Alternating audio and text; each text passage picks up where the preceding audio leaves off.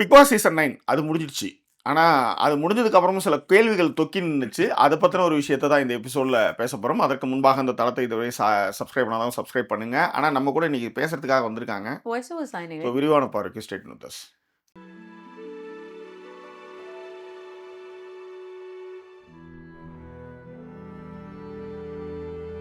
திவ்யாவுடைய interview வந்து Bigg Boss முடிஞ்சதுக்கு அப்புறம் நிறைய சேனல்ல வந்தது. நம்ம வந்து பிக் பாஸ் முடிஞ்சதுமே நம்ம ஒரு விஷயம் என்ன பண்ணுவோம்னா தூக்கி போட்டுருவோம். அதுக்கப்புறம் அத பத்தி பேசவே மாட்டோம். அதுக்கப்புறம் வேற விஷயத்துக்கு போயிடுவோம்.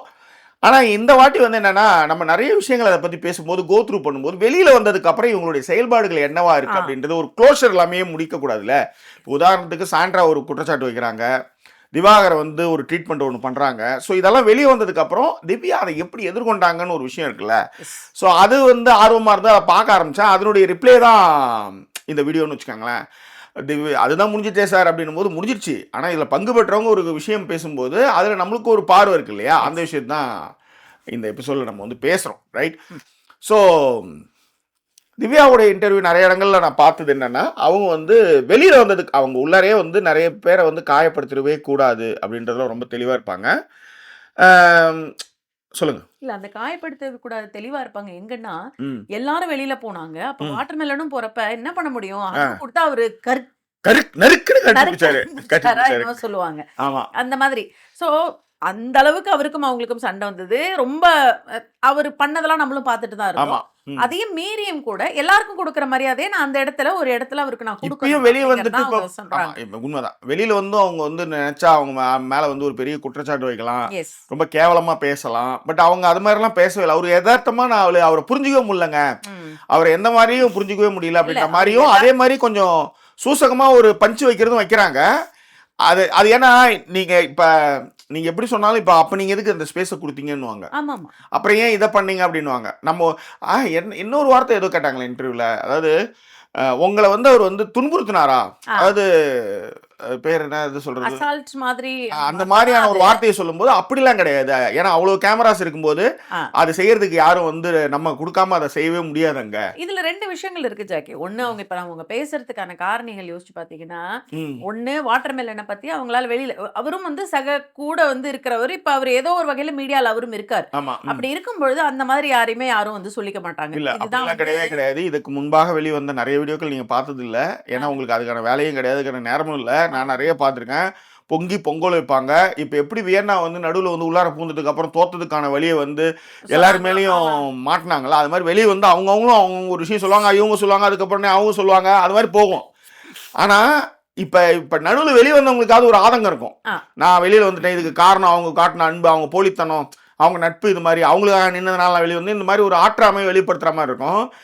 இந்த திவ்யாவோட இன்டர்வியூ பொறுத்தவரையும் நான் எப்படி பார்க்குறேன்னா, அவங்க வந்து அதை வந்து ஒரு பெரிய இதுவா எடுத்துக்கல. ஆக்சுவலா பெரிய இதுவானா கடந்து போகணும்னு நினைக்கிறாங்க. அதுக்கு தான் செகண்ட் பாயிண்ட் நான் சொல்ல வந்தேன். இந்த கடந்து போகுதல், வெளியில வர வேண்டாம் அப்படின்லாம் நினைச்சதுக்கான இன்னொரு ரீசன் என்னன்னா, அவங்களும் சம்பந்தப்பட்ட ஒரு விஷயம் இது. நீங்க நல்லா யோசிச்சு பாத்தீங்கன்னா, வாட்டர் மெலன் தானாவா வந்து பேசினாரு. அவர் முதல்ல திவ்யா கிட்ட பேசவே இல்ல, இவங்க தான் திரும்பி வந்த அப்புறம் பேசினாங்கிறது தான் அங்க வந்து பல பேர் வைக்கக்கூடிய ஒரு விஷயம் இருக்குல்ல. அப்ப அதையும் வந்து உள்ள இழுப்பாங்கிறதுனால தான் நீங்க நல்லா கவனிச்சு பாத்தீங்கன்னா, அவங்க இன்டர்வியூக்கள்ல ரொம்ப தெளிவா ஒரு ஆன்சர் சொல்லுவாங்க. நான் அந்த ஸ்பேஸ் அவருக்கு கொடுக்கல, அவர் கொஞ்சம் எல்லாம் மீறி இருந்தாருன்னா நான் அந்த ஸ்பேஸ் அவருக்கு கொடுத்துருக்கணும், நான் கொடுக்கலனாங்க. அவங்க திரும்ப அதே மாதிரி அந்த வீட்டை விட்டு திறத்துறதுக்கே வந்து ஏங்க அவர் எப்படிங்க நாங்க திறத்த முடியுன்ற மாதிரி அதை சாத்வீகமா எடுத்துன்னு போறதான் முடியுறாங்க. ஏன்னா இதுதான் மெச்சூர்டு. ஏன்னா இப்ப நான் ஒண்ணு சொல்றேன்னு வச்சுக்காங்களேன், அவரு என்ன பண்ணுவாருன்னா அவங்க தான் அந்த இடத்த கொடுத்தாங்க, திரும்ப ஒரு பேசு பொருள் ஆக்க அவரு காத்துட்டு இருக்காரு. அதுதான் இவங்களுக்கு வந்து என்னன்னா இது ஒரு விஷயமா, இது எதுக்கு ஒரு பெரிய விஷயமாக்கி பெரிய ஆளாக்கணும். நம்ம வந்து நமக்கு வேல்யூ நிறைய கொடுத்து நம்மளே வந்து வந்து புண்ணாக்கிப்போம் இல்லைங்களா, தேவையில்லாதவங்களுக்கு வேல்யூ கொடுத்து. அது அடிபட்டாதான் தெரியும் மேடம். அது அவங்களுக்கு அடிபட்டாங்க. அவங்க அந்த என்னைக்கு வந்து வீட்டுக்கு வெளியில வந்து ஆதிரை கூட வந்து அழுதுட்டு இருந்தாங்களோ, அந்த சண்டை நடந்து அழுதாங்க தெரியுமா, அதுலயே அவங்க முடிவு பண்ணிட்டாங்க. இதுக்கப்புறம் அப்படியே வந்து இப்போ ஒன்றும் இல்லை, வெளியே போனால் கூட நான் யாருனே தெரியாதுன்னு. ஆனால் வெளியில் இன்டர்வியூலாம் இந்த கேள்வியெல்லாம் கேட்கும்போது எதிர்கொள்ளணும் போது ஒரு நல்லவர் வல்லவர்னு சொல்லி நகர்ந்து போயிடுறேன். அவ்வளோதான். இதுக்கப்புறம் வந்து என்ன, நான் யாரோட நினைச்சு இப்ப எனக்கு என்ன ஒரு பெரிய பயம்னா, சாதாரண எனக்கு என்னன்னா இதுக்கப்புறம் வந்து திவ்யாவுக்கு நிறைய வாய்ப்புகள் கிடைக்கணும். அவங்க ஒரு ஆர்டிஸ்ட், நிறைய நெருக்கமான காட்சிகள் அவங்க நடிக்கணும்.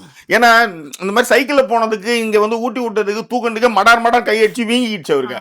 இப்போ யோசிச்சு பாருங்க, இந்த மாதிரிலாம் படம் நடிச்சாருன்னு வச்சுக்கோங்க, வாட்டர்மேன் மடார் அடிச்சு கை கை உழுவு வீங்கிருக்கும். ஆக்சுவலா ஒரு கட்டத்துல வந்து படமே விட்டுறணும் அப்படிங்கிற அளவுக்கு இருந்தாரு. ஆமா, எனக்கு அது ஆச்சரியம். இப்போ இது சபரி இன்டர்வியூ பார்க்கும்போது தான் சபரி சொல்றாப்ல, அதாவது அவங்க வீட்டில் வந்துடா இது மாதிரி சினிமாவில் நடிக்கிறவங்களாம் பொண்ணு கொடுக்க மாட்டாங்கண்ணா, நான் படம் நடிக்கிறது விட்டுறேன் அப்படின்னாராம்.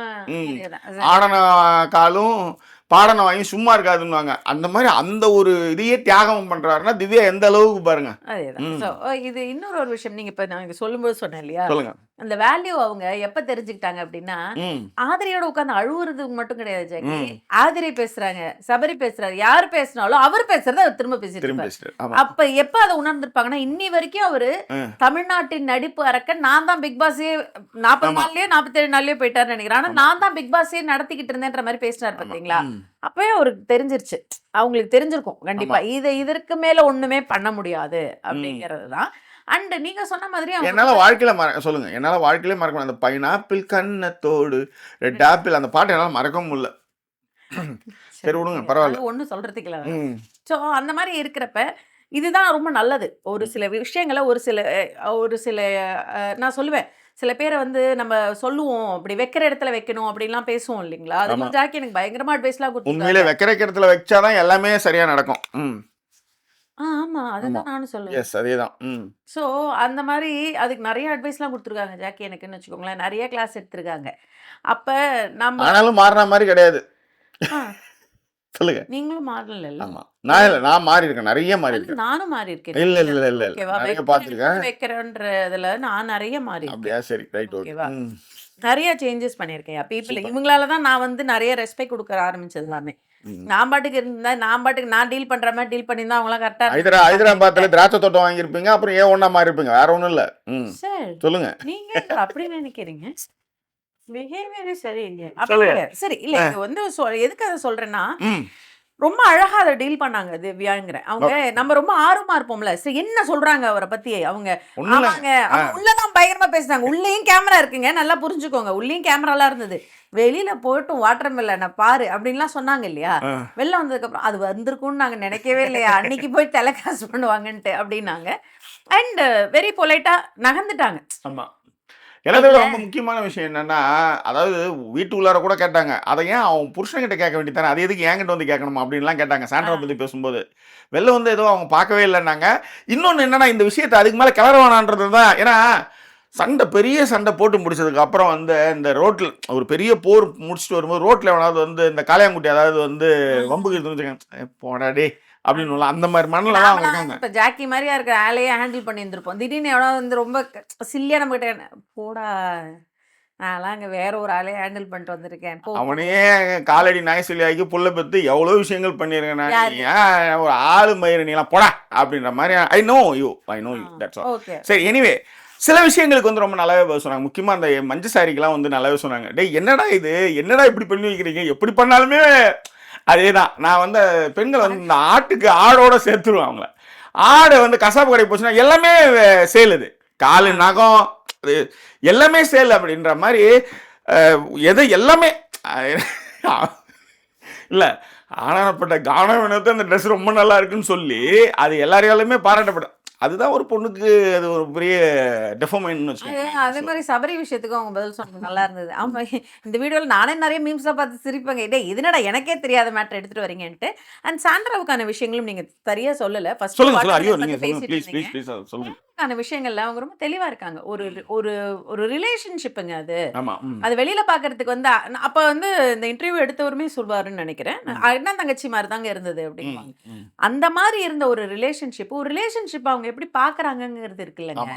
அதுக்கு போய் நம்ம இதுக்கப்புறம் விளக்கம்லாம் கொடுத்துக்கிட்டு இருந்தா அது சரி வராது அப்படிங்கறது தான் அவங்க சொல்லி. மஞ்சள் கண்ணாடி போட்டு இருந்தா மஞ்சள் காமலாவே தான் தெரியும். சிவப்பு கண்ணாடி போட்டு இருந்தா திருவிழாவில் சிவப்பு கண்ணெல்லாம் வைப்பாங்க, இப்போ சிவப்பா தான் தெரியும். அந்த மாதிரி தான் எந்த பார்வையில் நீங்க பாக்குறீங்கன்றதா அதை கொஞ்சம் டீசென்ட் வேல வந்து அவங்க சொன்னாங்க. ஆமா, சில பேர் கூட இருக்கிறவங்க வேணா இப்ப ஹெல்ப் பண்ணாங்கன்னா நீங்க பாக்குற பாரு கருப்பு கண்ணாடி போட்டு பாத்தீங்கன்னா கூட கொஞ்சம் தெளிவா தெரியும். பைனாப்பிள் கண்ணத்தோடு டாப்பிள் வண்ணத்தோடு சிலென்று தான் சிக்கென்று தான் என்னை கடந்து போகிறாய். சரி வாங்க, டைம்ஸ் முடிஞ்சிச்சா. ஸோ அந்த ஒரு விஷயத்த அவங்க ஹேண்டில் பண்ணதும் சரி. அதே மாதிரி பிரச்சனை அவங்களுடைய அத பத்தி அவங்க ரொம்ப எதுவுமே வந்து இன் டீடைல்டா, இன் டெப்த்தால வெளியில வந்து நீங்க அவங்க கிட்ட பேசுனீங்களா? இல்ல. திவாகர் யதார்த்தமான ஆளு, முடிஞ்சிடுச்சு, அவ்வளவுதான். அவ்வளவுதான். இல்ல அவரு யதார்த்தமான ஆள், யதார்த்தமான ஆளுன்னு நான் நினைச்சேன். ஆனா அவர் அந்த அளவுக்கு யதார்த்தமா இல்ல. இல்ல அவர் என்ன பண்றதே புரிஞ்சுக்க முடியல. அப்பயே வந்து நான் அன்னைக்கு கூட கேட்கும்போது கூட நான் சொன்னேன், அவரை புரிஞ்சுக்க முடியலன்ட்டு. உள்ள ஒரு மாதிரி இருக்கிறாரு, வெளியில வந்து ஒரு வேற மாதிரி இருக்காரு. அப்படி கூட இப்படி வேணாலும் சொல்லிக்கலாம். ஸோ அந்த மாதிரியான விஷயங்கள் உண்மையிலே வந்து சில விஷயங்களை கடந்து போகணும், அதை பத்தி பேசக்கூடாதுன்றதுல அவங்க முடிவாவே இருந்தாங்க. இன்னொன்னு இன்டர்வல்ல வந்து இன்னொன்னு அவங்களுடைய மைண்ட் செட்டை பொறுத்தவரையுமே நம்ம பார்த்த வகையில் வந்து இந்த மாதிரியான கம்ப்ளைண்ட் பண்ற எல்லாம் அவங்க கிடையவே கிடையாது. அவ்வளவுதான். கூடுமான வரை அடுத்தவங்களை வந்து வருத்தப்படக்கூடாதுன்னு நினைக்கிறதுல வந்து திவ்யா வந்து அவங்களுடைய அந்த கோர் பாயிண்ட் இருக்குல்ல, அந்த பாயிண்ட்டை தான் அவங்க வந்து வெளியிலையும் பேசினாங்க, உள்ளரே அப்படி தான் பேசினாங்க. எப்போ வந்து வாட்டர்மெலன் வந்து எதுக்கு தவிச்சிட்டு இருக்காரோ அதுக்காக தான் அவங்க வந்து அந்த ஸ்பேஸை கொடுத்து நகர்ந்தே போவாங்க. இருங்க நான் முடிச்சிடறேன். நகர்ந்தே போவாங்க, அவரை வந்து கிட்டேயே சேர்க்க மாட்டாங்க. இது டைட்டானிக் ரீல்ஸே பண்ணுவாங்க 2 பேர், ஜாக்கு ரோஸ் ரீல்ஸே பண்ணுவாங்க. அதே மாதிரி பக்கத்தில் ஒரு கை இப்படி வைக்கும்போது டமால் பிக் பாஸ் கூப்பிட்டீங்களா அப்படின்வாங்க, அந்த மாதிரி ஆள். ஆனால் கடைசியாக போகும்போது அவங்க எல்லாரையும் பண்ணிட்டு கட்டி பிடிச்சிட்டு அவரை கட்டி பிடிக்காம விடக்கூடாதுன்றதுக்காக ஹக் பண்ணாங்கல்ல, அதுதான் வந்து திவ்யா. அந்த இடத்த வந்து அவங்க எல்லாரையும் ஈக்குவலாக பார்க்குறாங்கன்றதும் அவர் வந்து நறுக்குன்னு கட்டி பிடிச்சாருன்றதும் அவங்களுக்கு தெரியாமலாம் இல்லை. ஸோ அதனால் அது வந்து கரெக்டான ஒரு விஷயம் நான் சொல்றேன். இப்ப சொல்லுங்க. இல்ல அது லாஸ்டா ஒரு பாயிண்ட் என்னன்னா, இது ஒரு போட்டோவை காட்டி கூட அவங்கள்ட்ட கேட்பாங்க, இதை நீங்க பாத்திருக்கீங்களா அப்படின்னு சொல்லும்போது, என்னங்க எனக்கு தெரியாது, நான் பார்த்தது இல்ல, ஏஐலாம் ஒண்ணும் இல்லையே அப்படின்னுவாங்க. அப்ப சொல்லிட்டு பொண்ணு மாப்பிள்ள ரொம்ப நல்லா இருக்காங்க, அவ்வளவுதான். நீங்க இந்த பதிலெல்லாம் எதிர்பார்க்கவே முடியாது. இப்படி இவர் இப்படி பண்ணிதான் நம்மள இப்படி பேசிட்டாரா அப்படின்ற மாதிரிலாம் எதுவுமே அவங்க சொல்லல. அதுவுமே ரொம்ப நல்லா ஹேண்டில் பண்ணாங்க. ரொம்ப மெச்சூரான இன்டர்வியூ தான் நான் பார்க்கறேன். அதுக்கு தான் நான் சொல்றேன், நிறைய அடிபட்டவங்களுக்கு தான் அந்த மெச்சூரிட்டி எல்லாம் வருது. அந்த ஒரு டாக் அவங்க மெச்சூரிட்டியில இவங்கள்ட்டையும் இருந்தது, சபரிகிட்டையும் இருந்தது. சோ சபரி வீடியோ தனியா பேசுவோம். அது பாத்தீங்களா, நான் இதுக்கு தான் ஒரு வீடியோக்கு ஒரு லீடு கொடுக்கணும், அதுவும் கொடுக்கறது கிடையாது. இப்போ நானா கொடுக்க வந்து சபரி வீடியோ உடனே. ஸோ சபரியோட வீடியோவையும் நம்ம வந்து அதுக்கு அடுத்து பார்க்கலாம். அண்ட் இது வரைக்கும் சப்ஸ்கிரைப் பண்ணாதவங்க சப்ஸ்கிரைப் பண்ணி, முக்கியமா ரெகுலரா எல்லாத்தையும் போட்டுருவோம். இப்போலாம் வீடியோவே கிடையாது, அதனால டெய்லி வந்து ஒரு நாள் காலைல போடுற மாதிரி தான் இருக்கும். அடுத்த நாள் காலைல என்ன வீடியோ வருதுன்னு போய் பாருங்க, ஓகேவா? ஸோ வேற என்ன, உங்கள் கருத்துக்கு எல்லாம் நன்றி. முக்கியமாக வந்து அந்த ஃபன் மூமெண்ட்ஸ் வீடியோலாம் பார்த்து என்ஜாய் பண்ணிட்டு இருக்கீங்க. ஸோ அதுவும் வந்து நடுவில் வந்துட்டுருக்கோம். பிரியதர்ஷினி அவளுக்கு ரொம்ப ரொம்ப நன்றி. காரணம் என்னன்னா, இந்த வீடியோ மேக் பண்ணி டெய்லி கட் பண்ணி ஒரு 10-15 வீடியோவும் வந்துடுது. ஸோ அதெல்லாமே சேர்த்து கொத்து தொடுப்பதோ எடுப்பதோன்ற மாதிரி வந்துக்கிட்டே இருக்குது. ஸோ அதெல்லாம் எடுத்து உங்களுக்கு அனுப்பிச்சிட்டே இருக்கிறேன். அது எல்லாம் ரொம்ப நல்லா இருக்குன்னீங்க, ஃபன் மூமெண்ட்டாக இருக்குன்னுங்க. So thank you so much to watch again and again our videos. வேற என்ன, எல்லாருக்கும் எங்களுடைய அன்பும் நன்றியும். இப்போ பாருங்க, ரிலாக்ஸாக அரை மணி நேரம் பேசாமல் 10 நிமிஷம் முடிக்கிறோம் பார்த்தீங்களா? மீண்டும் வேறொரு எபிசோடில் சந்திக்கிறோம். அது ஒரு நன்றி கூறுவது உங்கள் ஜாக்கி சேகர் மற்றும் வாய்ஸ் ஓவர் சைனிங் ஆஃப்.